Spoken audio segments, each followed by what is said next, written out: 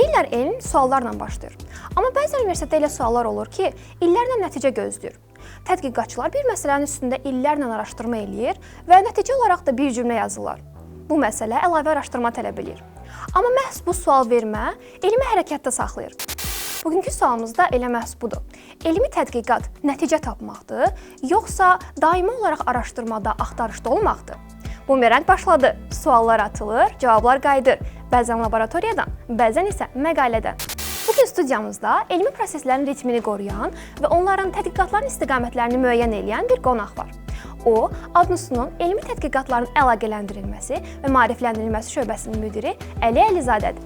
Xoş gəlmisiniz Əli müəllim. Təşəkkür edirəm dəvət üçün. Mən sizin verilişi ümumiyyətlə izləyirəm və bir çox maraqlı qonaqlar da gəlib sizin verilişə. Onların hər birinə də baxmışam əslində. Formatla da təxmini olaraq tanışam. Ona görə düşünürəm ki və ümid edirəm çox maraqlı və maarifləndirici bir dialoqumuz olar. Elmi tədqiqat deyəndə çoxlarının ağlına ağ xalat və mikroskop gəlir. Amma sizin şöbədə əsasən elm kompüterdə və cədvəllərdə aparılır, elə deyilmi? Əslində mən elə deməzdim. Bizim şöbədə elm həm kompüter, həm cədvəllərlə təbii ki aparılır. Ancaq bizim şöbənin rutin işləri ilə yanaşı həm də daha organizational, yəni təşkilatçı tərəfi də var. Çünki biz həm tədqiqatçıları birləşdirməyə çalışırıq. Çünki bildiyiniz kimi fərdi tədqiqatçıların effektivliyi ilə tədqiqat qruplarının effektivliyi biraz fərqlənir və biz düşünürük ki, bir neçə tədqiqatçını yaxşı bir tədqiqat qrupunun tərkibində birləşdirsək, bu daha faydalı ola bilər və dünyada da bunun bir neçə ölkədə, bir neçə hətta qitədə deyərdim ki, artıq effektivliyini bu sübut edibdir. Təbii ki, bununla yanaşı konferansların təşkili var. Bu da daha kreativ tərəfidir məsələnin, universitetlərlə müzakirə eləmək, onların müvafiq şöbələri ilə müzakirə aparmaq və birgə bir neçə universitetin, bir neçə fərqli ölkələrin universitetləri ilə birgə konferansların təşkilində məsələnin daha kreativ tərəfidir. Ancaq təbii ki, şöbəmizin yerinə yetirdiyi bəzi rutin hesablamalar da var, rutin hesabatlar da var. Düşünürəm ki, bu hər bir şöbədə var və universitetimizdə olan bütün şöbələrdə bu təbii ki, aiddir. Elm bəzən nəticəni yox, prosesi sevir deyirlər. Bəs sizcə alim olmaq üçün səbr əsasdır, yoxsa maraq? Bilirsiniz, alim olmaq üçün mən düşünürəm ki, ilk öncə insanın gərək güclü, fundamental bilikləri olsun və strukturlaşdırılmış bilikləri olsun. Ondan sonra fundamental biliklər yaxşı olandan sonra onun insanda müəyyən bir maraq yaranır. Ancaq bu da kifayət deyil. Maraq yaranandan sonra insan gərək o marağı beynində səbirlə gözləyib və yeri-yerində onu icra edə bilsin. Bunun üçün də hər dəfədə hər eksperiment, məsələn, mən kimyaçıyam, hər eksperiment alınacaq deyə də bir anlayış yoxdur. Eksperiment, təcrübə uğurlu da ola bilər, uğursuz da ola bilər. Ancaq düşünürəm ki, yaxşı tədqiqatçı hətta uğursuz təcrübədən belə yaxşı bir məqalə, yaxşı bir iş çıxara bilər və bunu da bacarmalıdır. Ancaq bir iş, bir proses, bir ideya alınmır deyə də heç vaxt heyfslənməyə dəyməz. Çünki ola bilər ki, bu müəyyən yaxşı bir işə, yaxşı bir nəticəyə aparan sadəcə bir yoldur. Tədqiqatların əlaqələndirilməsi o qədər ciddi prosesdir ki, bəzən elə gəlir ki, elmin özü də monitorinqdən keçir. Bəs sizcə elmi ölçmək mümkündürmü? Mən belə düşünürəm ki, elmi hal-hazırda ölçən kifayət qədər alətlər var. Bildiyiniz kimi H-indeks var, elmimetrik göstəricilər var müəyyən və bunlar bu dəqiqə aktualdır, çünki bunların hər biri də təbii ki, beynəlxalq reytinqlərlə əlaqəlidir. Ancaq tək bunlarla da ölçülmür elm. Bir misal gətirə bilərəm. Alim ola bilər ki, H-indeksi 3-dür, alim ola bilər ki, H-indeksi 60-dır. Ancaq onların hansının daha güclü alim ola biləcəyinə biz tam qənaət gətirməyimiz o rəqəmlərlə düzgün deyil. Çünki görülən işlərin keyfiyyəti də önəmlidir.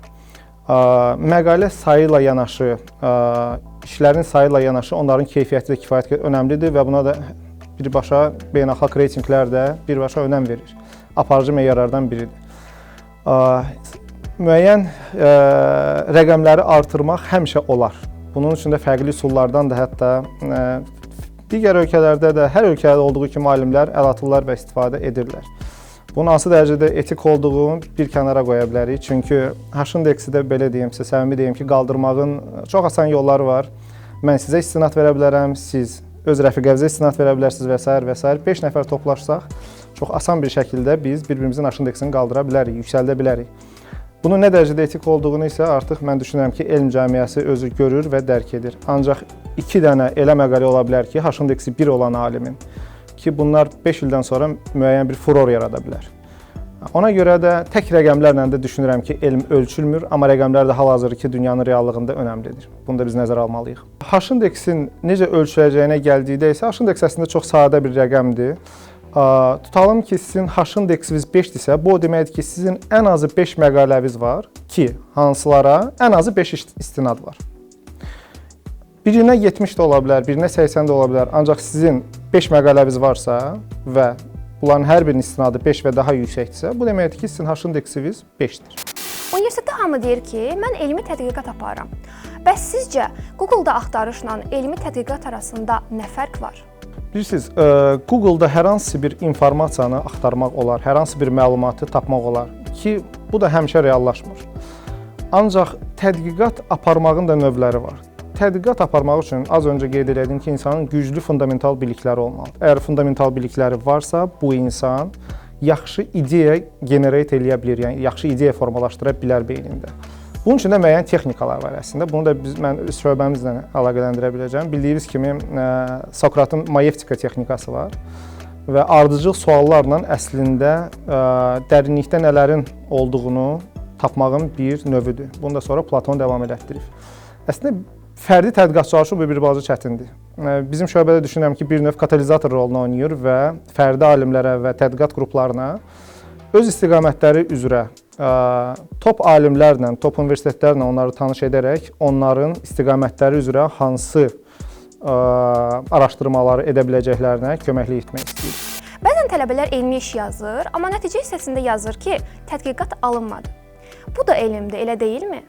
Təbii ki. Əslində mən deyərdim ki, ən böyük elmlərdən biri elə odur. Sadəcə o alınan nəticələri düzgün yönləndirə bilən və düzgün interpretasiya edə bilən elmi rəhbərə ehtiyac duyulur ki, və bunun üçün də magistran tələbəsi istər olsun, istər PhD tələbəsi, istər bakalavr tələbəsi özü də iştirak etməlidir və özü də ideya formalaşdırmalıdır. Bilirsiniz, elmdə ardıcıl sual verməyəndə heç vaxt heç bir nəticə formalaşmır. Ardıcıl sual versək biz, o zaman hər hansı bir nəticəyə biz gəlib çıxa bilərik. Ancaq alınmayan təcrübəni belə düzgün interpretasiya etmək üçün bizim gərək güclü fundamental biliklərimiz olsun. Biz gərək davamlı olaraq yeni elmi nəşrləri açıb oxuyaq. Biz gərək davamlı olaraq o sahə üzrə çap olunan kitabları açıb oxuyaq. Monitorinq deyəndə biraz nəzarət hiss olunur. Amma sizcə elm sərhədləri aşmaq demək deyilmi? Bəli, bizim şöbənin adında həqiqətən də monitorinq ifadəsi var. Ancaq bizim orada məqsədimiz alimlərin yoxlamaq və yaxud onları necə deyək, qısıtlamaq deyil. Sadəcə onlara köməklik etmək və hər hansı bir rəqəmlərlə onları yönləndirmək, bəlkə də dəstək göstərmək. Çünki alimlik əslində bu çox, bilirsiniz, sərbəstlik tələb edən bir fenomendir və alim həqiqətən də düşünməyə zamanı olmalıdır, elmi tədqiqat aparmağa zamanı olmalıdır və əgər biz onu alimləri rutin hesabatlarla, rutin yoxlamalarla yorsaq, bu artıq düşünürəm ki, öz elmi fəaliyyətinə çox da fokus ola bilməyəcək. Ona görə də biz daha çox, elə də sıxlıqla olmamaq şərti ilə sadəcə elmi metrik göstəriciləri monitorinq edirik, ancaq biz bunu alimdən xəbərsiz edirik əslində. Çünki bunun üçün bir çox platformalar var, əslində Scopus platforması var və s. Web of Science və biz oradan onsuz da o elmi metrik göstəriciləri izləyə bilirik. Tədqiqatda ən çətin mərhələ hansıdır? İdeyanı tapmaq, yoxsa onu başa salmaq? Bilirsiniz, əgər biz bunu o rakursdan düşünsək ki, tam ki PhD tələbəsi ilə və onun supervizor arasında münasibət tərəfindən düşünsək, təbii ki, ideyanın çətin tərəfi elmi rəhbər tərəfindədir. Çünki ideyanı birinci formalaşdırmaq lazımdır və o mövzunu vermək lazımdır. Ancaq o mövzunu verdikdən sonra, daha sonra tələbə seçiminə gəldikdə isə gərək elə tələbə seçsin o elmi rəhbər ki, o mövzunu ona həm izah edə biləcək, həm eyni müstəvidə düşünəcəklər. Çünki bilirsiniz, bu short term, long term məsələsi var. Bu insanlar azı 3 il, 4 il bir yerdə çalışacaqlar. Və bu yeni bir komandanın başlanğıcı olur. Onlar eyni müstəvidə düşünməsələr və bir-birlərini başa düşməsələr və elmi rəhbərin izah elədiyi elmi nəticələrə və ədəbiyyatlara əgər tələbə tərəfindən bir yaxşı yanaşma olmasa, düşünürəm ki, bu yaxşı bir elmi nəticə ilə yekunlaşmayacaq. Elm bəzən biraz rəsmi səslənir. Bəs sizcə ideyalar ən çox harda doğulur? Konfrans zalında, yoxsa koridorda? Mən burada bir balaca diferensiallaşdırardım. İdeyalar fərqli də ola bilərlər. Bəzən ideyalar məqalələrin və kitabların oxunuşu çərçivəsində o əsnada da ola bilər. Müəyyən bir məqaləni oxuyursunuz, müəyyən bir bilikləriniz var. Burada yenə də fundamental biliklərdən söhbət gedir və o biliklərə əgər maliksinizsə, sizin beyninizdə müəyyən bir fikir formalaşa bilər. Bu bir yanaşmadır. Digər tərəfdən siz hansısa bir elmi mövzu üzərində əgər çalışırsınızsa artıq, simpoziumlarda, konfranslarda, öz mövzunuza yaxın alimlərlə diskussiyalarda tamam fərqli bir istiqamətdə, hərdən hibrid istiqamətlər ola bilər. Bu istiqamətlərdən müəyyən yeni bir, belə deyək, istiqamət formalaşa bilər. Bu da bir ideya ola bilər və bunun da bir nəticəsi ola bilər. Mən düşünürəm ki, bəzən də bu iki stəkan kofenin arxasında da ola bilər. İki insan kofe içəndə də, amma bunun ikisində mütəxəssis olmağı da zəruridir təbii ki. İki yaxşı mütəxəssisin qəhvə stolu arxasında yaxşı bir ideya formalaşdıra bilərlər, düşünürəm. Bir tədqiqat uğurlu olanda bu daha çox zəhmətin nəticəsidir, yoxsa istiqamətin düzgün seçilməsinin? Mən belə düşünürəm ki, əgər öncədən düzgün istiqamət seçilməsə, əfsuslar olsun ki, orada nə qədər biz zəhmət çəksək də bu yaxşı nəticələnməyə bilər. Nəticələnsə belə çox uzun zaman ala bilər. Onun üçün də düşünürəm, ilk öncə yaxşı istiqamət seçmək lazımdır. Daha sonrasında isə bu istiqamət üzərində müəyyən zəhmət təbii ki, zəruridir. Bu zəhmət əsnasında da təbii ki, müəyyən həm elmi rəhbər tərəfindən, həm digər əməkdaşlar tərəfindən müəyyən dəstəklərə də ehtiyac duyulur. Və bizim şöbədə bu dəstəyi də bizim gənc alimlərimizə, təcrübəli alimlərimizə göstərməyə hər zaman hazırıq. Sizcə elmin gələcəyi necə olacaq? Daha çox süni intellektlə, yoxsa insan marağı ilə idarə olunacaq? Bu yaxınlarda belə bir xəbər oxudum ki, süni intellektin verə biləcəyi təklifləri bir balaca stoplayırlar. Məsələ nədən ibarətdir? Süni intellekt, artıq yəqin siz də oxumusunuz bu məqaləni, süni intellekt artıq müəyyən bir dərmanlar siyahısını bizə verə bilməyəcək. Əgər iqtisadiyyat tərəfindən baxsaq, müəyyən coinlərin və altcoinləri alın deyə bir rekomendasiya da bizə verə bilməyəcəkdir. Düşünürəm ki, bir ehtimal, bəlkə də 5 ildən sonra süni intellekt elmi istiqamətlər üzrə bəlkə də bir istiqamət verə bilməyəcəkdir. Bu da bir ehtimaldır. Elmin gələcəyi mən düşünürəm ki, hər zaman fundamental biliklərin arxasındadır. Biz kitab oxumasaq, süni intellekt bizə heç cürə kömək eləyə bilməyəcək. Çox sağ olun Əli müəllim. Görünür elmdə ən böyük enerji mənbəyi sualdır.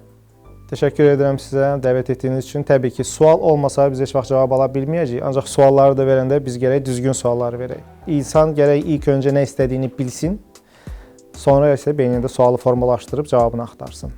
Nə istədiyimizi bilmədiyimiz təqdirdə heç bir cavab əfsuslar olsun ki, ala bilməyəcəyik. Bugün öyrəndik ki, elmi yeniliklər və ixtiralar ilk öncə beyində, zehində formalaşır.